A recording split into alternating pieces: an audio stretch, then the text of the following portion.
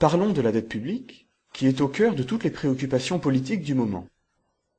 Tâchons de contourner les peurs que suscite un matraquage quotidien, pour tenter d'en saisir précisément les mécanismes. Débutons par un point de vocabulaire. En France, on parlera plus rigoureusement de dette des administrations publiques. On l'appelle parfois dette de l'État au sens large, car au sens restreint, l'État n'est qu'une des administrations publiques, avec les collectivités locales et la sécurité sociale. Tout d'abord, cherchons à comprendre comment cette dette des administrations publiques se forme. Et pour ce faire, il faut saisir le fonctionnement du budget de l'État, soit une société administrée par un État. Et faisons l'hypothèse que nous sommes en présence d'une démocratie. Ainsi, la société confère des pouvoirs ou confie des tâches à l'État. Toutes ces fonctions qu'assume l'État vont prendre différentes formes.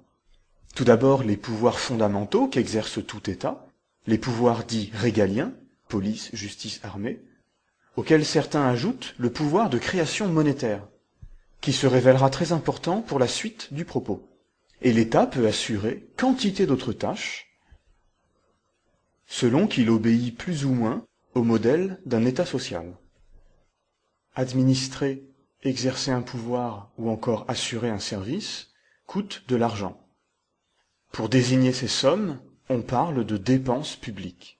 Et pour financer ces dépenses, l'État se doit de disposer de recettes, essentiellement collectées par le droit qu'a l'État de lever l'impôt. La collecte de ces recettes fiscales représente l'essentiel des recettes dont dispose l'État. La question qui se pose immédiatement, c'est celle de l'équilibre entre les recettes et les dépenses. Autrement dit, celle du solde budgétaire. On le calcule en soustrayant les dépenses aux recettes, et il peut se présenter trois cas de figure. Ou bien ce solde est positif, dans ce cas on parle d'excédent, ou bien ce solde est nul, on parle alors d'équilibre, ou bien ce solde est négatif, on parle alors de déficit et de déficit public lorsqu'il s'agit du déficit de l'ensemble des administrations publiques. Le déficit public, c'est donc lorsque les dépenses publiques excèdent les recettes publiques. Alors prenons l'exemple de la République française, qui est chaque année en déficit depuis 1974. Prenons l'exemple de l'année 2010. Ses recettes étaient d'environ 958 milliards d'euros, ses dépenses d'environ 1095 milliards d'euros. Ainsi, son déficit public ou son besoin de financement s'élevait à 136,5 milliards d'euros. Chaque année, les États ou les administrations dont le budget n'est pas équilibré doivent trouver les moyens de combler leur déficit. Dans la mesure où, en situation de déficit public, les dépenses excèdent les recettes et que l'on ne peut pas dépenser l'argent que l'on n'a pas, l'État va devoir emprunter pour financer son déficit. En ce sens, la dette publique peut être comprise comme la somme des différents emprunts nécessaires pour combler le déficit public. Et l'État emprunte ces sommes ou bien à sa banque centrale, ou bien sur les marchés financiers. La méthode la moins coûteuse pour combler le déficit, c'est d'emprunter à la banque centrale. La banque centrale est une émanation de l'État et est donc une institution publique qui dispose du pouvoir de création monétaire. Lorsque l'État réclame de l'argent à la banque centrale, en quelque sorte, il se prête de l'argent à lui-même.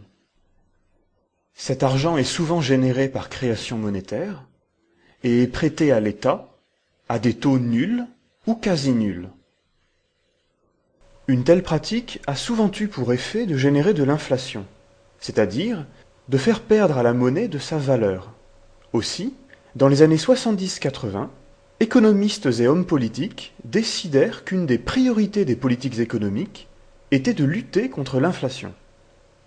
Pour cette raison, il a été recommandé aux États qui recouraient à la création monétaire par la Banque centrale pour financer leur déficit, de faire preuve de prudence en la matière.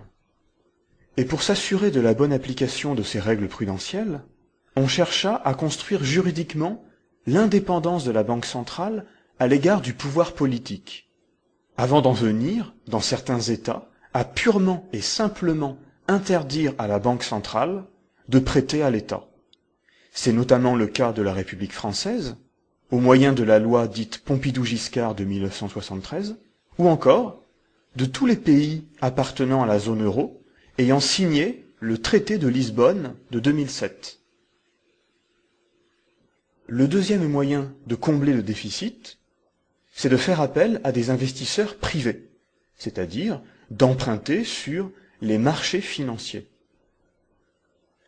Et ici, contrairement aux prêts octroyés par la Banque centrale, les marchés ou les investisseurs privés réclament des taux d'intérêt qui sont loin d'être nuls ou quasi nuls. Le temps des grands emprunts nationaux, ponctuels et exceptionnels, est révolu. La gestion moderne des dettes publiques se caractérise par la finesse, la fréquence et la régularité de ses apports. Et elle est structurée par différents types de titres, nommés les instruments de la dette. Ces titres de la dette, essentiellement des obligations, sont de véritables produits financiers qui s'échangent sur un marché. Pour emprunter, l'État émet donc un certain nombre de titres de dette, obligations, bons du trésor, etc., qui seront les supports de l'emprunt. D'un point de vue juridique, ces titres sont un contrat entre l'État et un investisseur, qui stipule la nature du titre et ses propriétés essentielles. Sa valeur nominale, c'est-à-dire le montant du principal qui sera remboursé, son échéance ou sa maturité, c'est-à-dire la date à laquelle cet emprunt sera remboursé, qui peut aller de quelques semaines à 50 ans pour certains titres, et un taux d'intérêt fixe ou variable pendant la durée de l'emprunt, qui servira à rémunérer le risque pris par l'investisseur en prêtant à l'État. Le taux d'intérêt a pour fonction de rendre le titre attractif aux yeux des investisseurs. Et le risque est notamment évalué par les agences de notation, rémunérées par l'État pour rendre un avis sur sa capacité à honorer ses engagements. Emprunter sur les marchés financiers, c'est donc vendre des titres de la dette à des investisseurs privés. Ces ventes ou ces émissions se déroulent sur le marché dit primaire selon la méthode des adjudications. Il s'agit tout simplement d'une mise aux enchères des titres de la dette. Pour ces ventes, nous allons le voir, c'est l'État bien qu'emprunteur qui occupe une position d'offre et les investisseurs qui occupent une position de demande de titres. Dans sa démarche, l'État s'entoure de spécialistes en valeur du trésor. Cette vingtaine d'établissements financiers choisis pour leur solidité financière a pour rôle de conseiller et d'assister l'État dans sa politique d'émission. Une adjudication se déroule de la manière suivante. Le Trésor annonce une date, la nature des titres émis et le montant approximatif qu'il souhaite lever, c'est-à-dire qu'il souhaite emprunter. Les spécialistes en valeur du Trésor consultent alors leurs clients pour connaître l'état de la demande en obligations d'État ou en bons du Trésor. Chaque spécialiste en valeur du Trésor propose ensuite un volume de titres qu'il souhaite acquérir et le prix par titre, exprimé en pourcentage du nominal, qu'il est prêt à payer. Puis l'État adjuge en servant les propositions qui lui sont les plus avantageuses, afin d'en tirer le meilleur profit. Il en résulte, premièrement, que les titres ne sont pas vendus au prix de leur nominal, c'est-à-dire le montant qu'il faudra rembourser, le Trésor pouvant empocher un bénéfice sur ces ventes. Deuxièmement, que les spécialistes en valeur du Trésor ne voient pas toutes leurs propositions satisfaites. Pour la France, par exemple, le volume demandé par les investisseurs est en général de 2 à 4 fois supérieur au volume finalement adjugé par le Trésor. Enfin, les spécialistes en valeur du Trésor fournissent à leurs clients les titres qu'ils ont obtenus.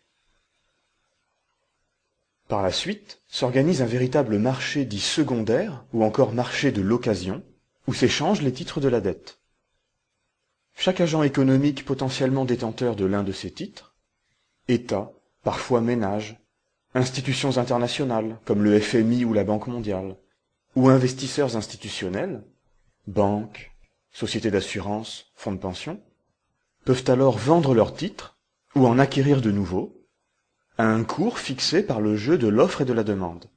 La dette publique passant alors rapidement de main en main, comme n'importe quel produit financier, au rythme de la fréquence des échanges sur le marché secondaire, c'est-à-dire de la liquidité de celui-ci. Examinons maintenant les mécanismes de paiement de la dette. Soit deux créanciers de l'État, qui détiennent respectivement une certaine quantité de titres de la dette, ces titres de dette fonctionnent de la manière suivante. Chaque année, l'État verse à ses détenteurs des intérêts. Ces intérêts sont perçus jusqu'à ce que les titres arrivent à échéance, c'est-à-dire le moment où l'État doit rembourser les sommes empruntées.